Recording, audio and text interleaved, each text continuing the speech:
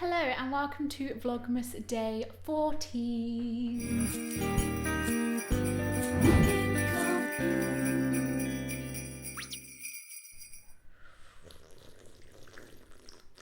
I think at this point there's like a running Vlogmas joke that at one point in the month the person who's doing Vlogmas does a lazy stripped back Q&A as one of the video ideas because, let's face it, not a lot of effort goes into Q&As. It's very chill. It's not only chill for me, it's also chill for you because you get to sit back, grab a cup of tea, get some food, and we can just have a little chat. I'm getting these questions from my Instagram story, so if you're not following me already on Instagram, make sure you do. While I'm here and just chatting away with you, I will say thank you so much for bearing with me throughout Vlogmas because I am aware I'm a little bit behind. I'm like a day, I think, behind.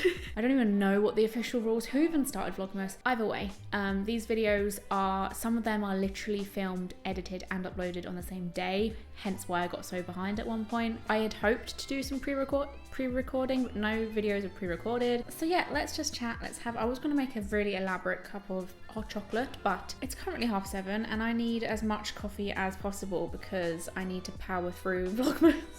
I just read this one first, so I'm gonna go over this one first. Plus, how cute is that? I'm assuming this was asked because you believe he's not in enough videos. I mean, the person who asked this actually is on YouTube themselves and they do film quite a lot of their partner. If you're interested in my videos, you'll probably like hers because she's very down to earth, fun. She's currently doing Vlogmas, so she's doing lots of fun. Follow me around vlogs. I'll link her channel down there. Her name's Megan Osterby. It'd be interesting to know whether other influencers can relate to this, or just anyone watching this video that has family and friends involved in their online personality of whatever kind that might be, whether that's like Instagram, YouTube, TikTok, whatever it is the kids do these days. It's really difficult to kind of separate yourself from your personal life and work life because I love what I do. I love being on camera, not all the time. Like, this is why I do burn out in Vlogmas because I'm not really someone who naturally likes to be on camera filmed every single day. I gotta have like my moments, I gotta feel in the zone. But I mean, I have my moments that I want to be on camera a lot more often than the average person probably. Particularly, you know, like not even just my boyfriend, but sisters in the past and friends. Like, God, filming around friends is really awkward, and I don't know how like daily vloggers do it because every time I vlog something and I'm with people that might not want to be on camera, I get so anxious and stuff. So I'm always really funny and cautious about who I film and how often, and I know that like most people, Adam will just want to film when he's in the mood to film. Like, he won't always want to be on camera, and obviously I've got to respect that, but sometimes I do like forget that it's, you know, not necessarily normal to want to have like everything documented. I'm a little bit of an oversharer, plus I have the control of editing stuff out that I don't want, so I kind of film everything and then cut out the bits that I second think, whereas someone who's just being filmed doesn't have that power, although I could sit with him and edit it if he really wanted to like watch me edit it. It's a bit of control and power taken away from you when someone's shooting you, and he'll pick and choose the days that he's in the mood to film.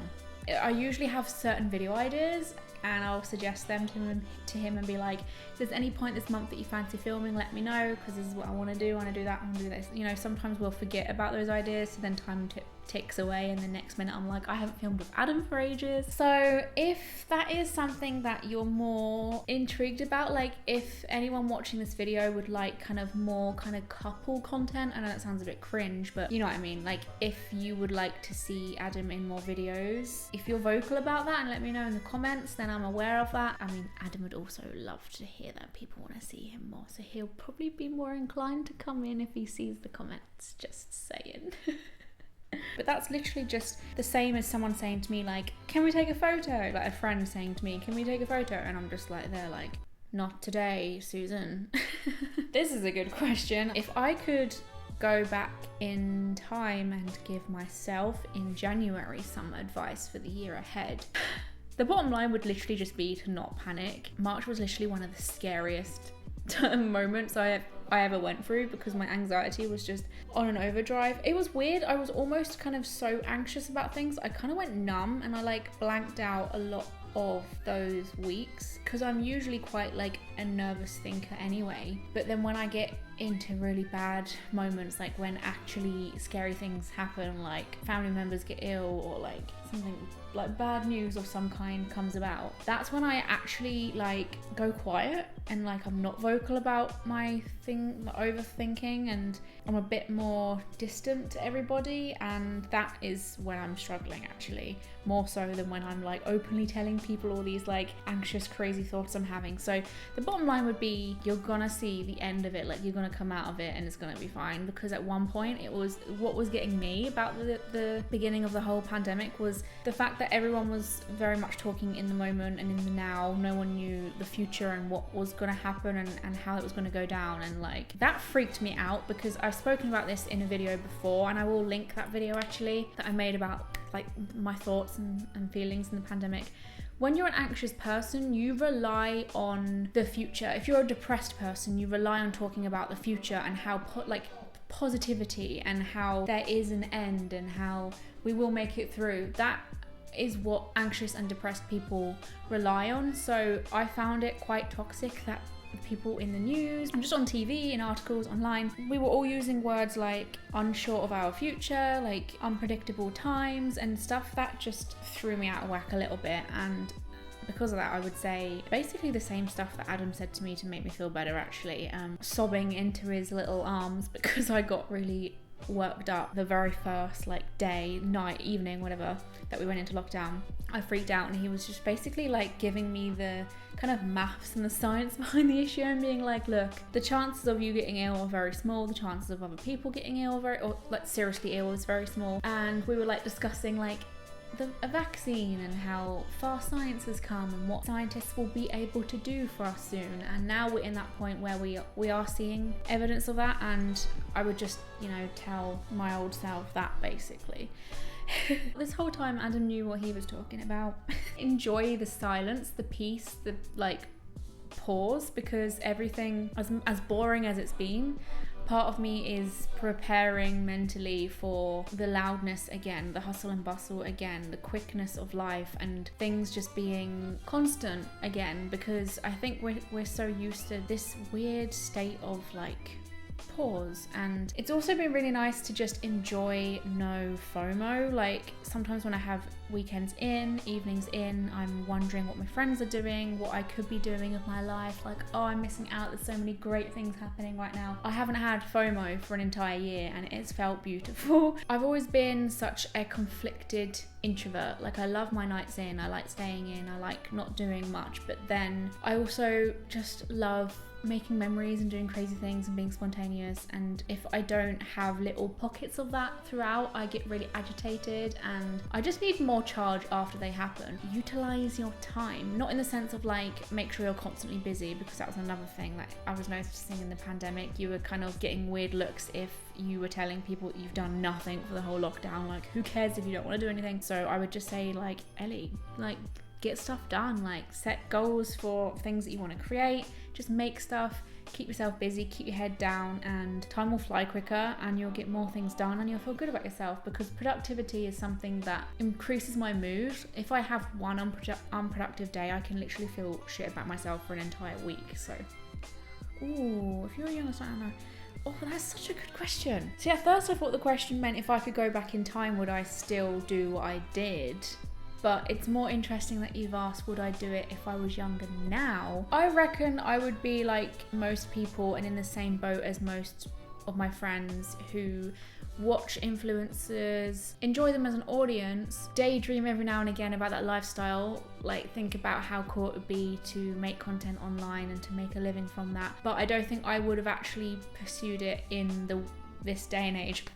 God, that makes me sound really old. But looking at the lifestyle now, looks more glamorous these days for sure. It's just changed. Like what drew me to making content back in the day was the fact that YouTube used to be this platform for like rejects and nerds, people who had no friends, people who had like interests that a lot of people didn't care about. Like it was where people could connect with each other, make friends, bond over unique interests that maybe their friends at school didn't care for. I just felt like the community was a lot more alternative, not just style-wise, but like in our interests and the way we were all kind of socially awkward, and it was just a more kind of beautiful platform, and that's what drew me in. No, I don't think I would. And another part of why is because YouTube was a little bit like a hidden secret. It was like a hidden gem back in the day. It was something that not everybody was aware of. I mean, everyone was aware of YouTube, but like they didn't know you could make money from it,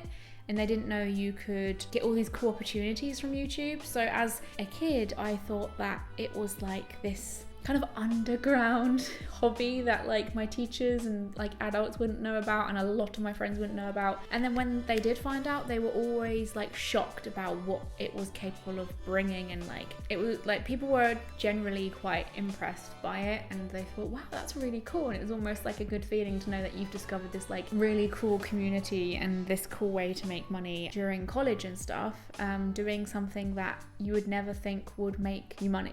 Like, I don't know, because it's so like mainstream now, and I feel like everybody is an influencer these days, or everybody wants to be one anyway. I think that would make it have less appeal to me, because I tend to get a bit grossed out by things that are like overdone. So I don't think I would have done this knowing there's like the platform is so oversaturated. It's like when someone tries to get me to watch a TV show that everyone is watching currently, I'm like, heard about it too much, sorry, I don't want to know. So that would probably be me with YouTube. Ooh, this is a good question. Other than the fact that it's a lot more affordable, let's not beat around the bush here. I would probably say the beaches. The beaches here are a lot nicer. I go down south, see their beaches, and I'm always like, it's not a northern beach though, is it?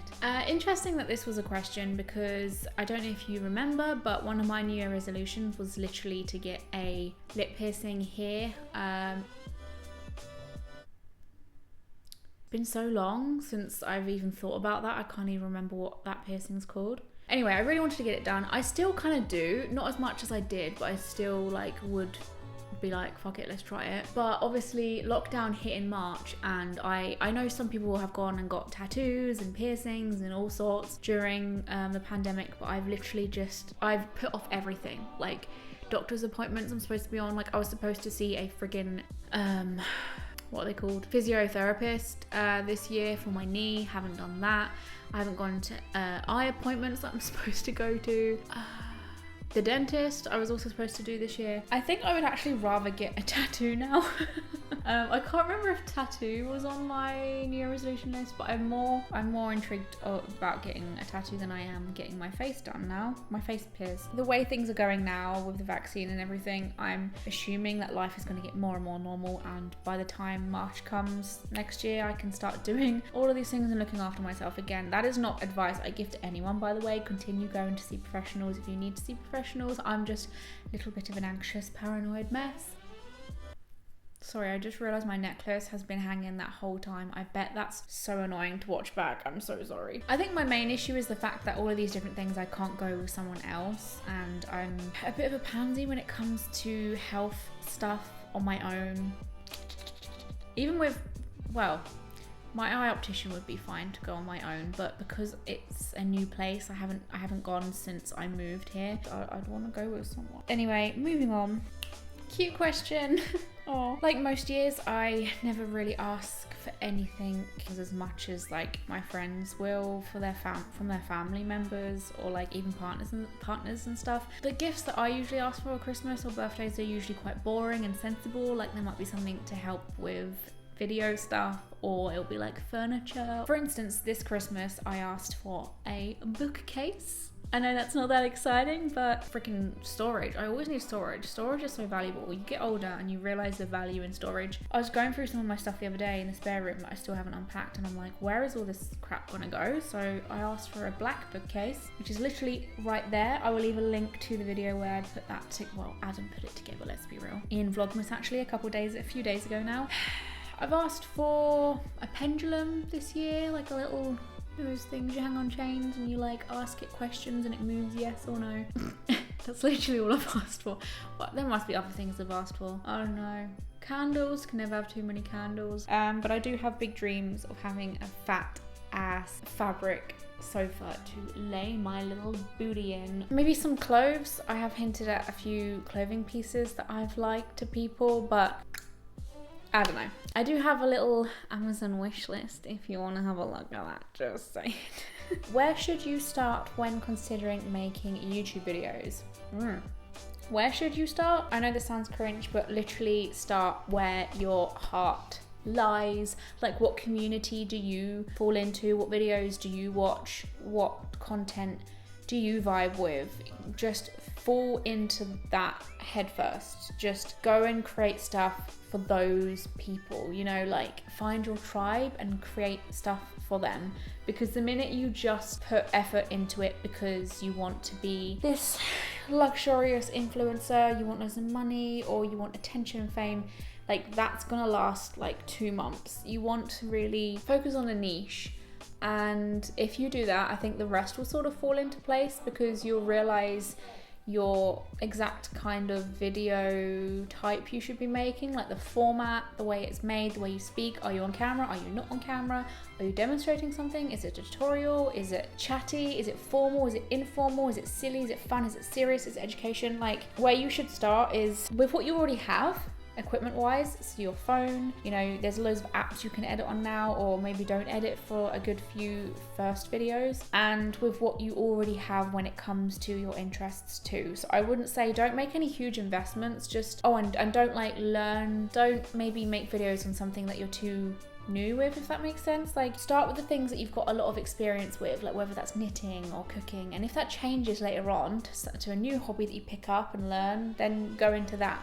I just feel like if you're gonna start doing videos on something that is a big part of you anyway, it's more likely to last a longer time, and you're gonna get more invested and it's gonna be more fun for you. Interesting that this question comes up when I was speaking about this in this video. Yes, very much so. I don't know where it's come from. Like, every day I almost think about why I have so much anxiety around health. I literally don't know where it stemmed from. The only thing I can put it to is the stuff I watched as a kid. I grew up watching things that I shouldn't be watching at that age, and it makes me wonder whether that's a reason. It might not be, but it could also very well be. Another good question. I'm probably in the most confused state of mind when it comes to my channel currently. I just have been doing a lot of thinking and reflecting and pondering over the opportunity of using the new year as a fresh slate in a way, and trying to push off into another direction, which is kind of petrifying me but also exciting me in a way, because I feel like I've needed this for so long. Like, I need a change. I've kind of been doing the same thing for so long. I mean, growth has been such a struggle on this channel for so long. I've spoken about this, and I just feel as though, like, what have I got to lose in a way? Like, if I feel as though I'm not growing in a certain direction, sometimes it's okay to break off and branch off into a new place. But that also makes me, that like, it petrifies me. So at the moment, I'm just sort of like hanging in here, enjoying the time, but also realizing that maybe it is my time to, like, not necessarily, I'm not saying I'm quitting or anything, but I'm shifting. I feel the timing just feels right. I keep getting like signs that I should do it, and I feel like I should just take the plunge in the new year and just hope that it all falls into place. And I will finish off with this as the last question, which is a good question.